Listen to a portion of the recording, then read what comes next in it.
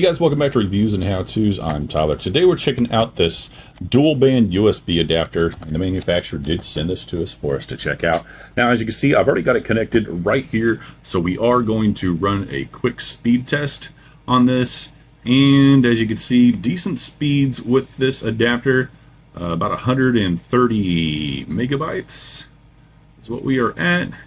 And the upload speeds, my upload speeds are the same on both sides. And I do have a 10 gigabyte, that is correct. I didn't stutter, didn't say that wrong. 10 gigabyte speed connection right there. However, this obviously is not going to be able to support anything near 10 gigabytes. But right there is what we're getting. And then I'll go ahead and switch over to my computer's adapter to see what it is running at, which it's a Wi-Fi 6, so it's a little bit faster than this one. All right, so I went ahead and switched over to my computer's adapter, and there you go. See, we have fast speeds.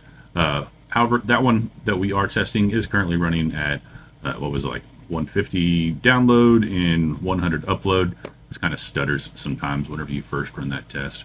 But yeah, so we have decent speeds, and it is pulling about 150 on the down and 100 on the up. So those are the speeds you're going to get.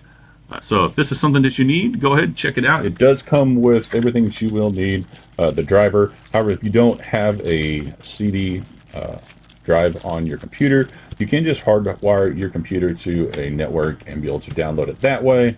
So it shouldn't have any issues. I didn't have to download anything. I just hooked it up and it worked fine. So that might work for you as well. But overall, really good thing right here. Go ahead and check her out.